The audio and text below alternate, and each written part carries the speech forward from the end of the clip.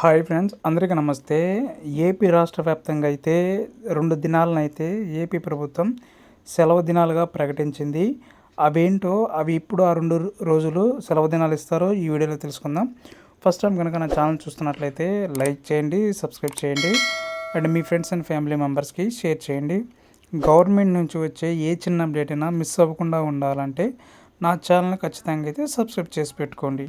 ఇక వీడియో చూసుకున్నట్లయితే వరుసగా 2 రోజులు స్కూల్కి సెలవు. ఈ నెల 26న శివరాత్రి సందర్భంగా తెలుగు రాష్ట్రాల్లోని విద్యా సంస్థలకు పబ్లిక్ హాలిడే ఇచ్చారు. అయితే ఆ తర్వాత రోజు 27న ఏపీలో అలాగే తెలంగాణలో కూడా గ్రాడ్యుయేట్ టీచర్ల ఎమ్మెల్సీ ఎలక్షన్ జరుగుతున్న నేపథ్యంలో దీంతో తెలంగాణలో చూసుకున్నట్టయితే కరీంనగర్, వరంగల్, ఖమ్మం, నల్గొండ జిల్లాల్లో, అలాగే ఏపీలో చూసుకున్నట్లయితే ఉమ్మడి శ్రీకాకుళం, విజయనగరం, విశాఖపట్నం, పశ్చిమ గోదావరి, తూర్పుగోదావరి, గుంటూరు, కృష్ణా జిల్లాల్లో స్కూల్కు సెలవు ఇవ్వడం జరిగింది.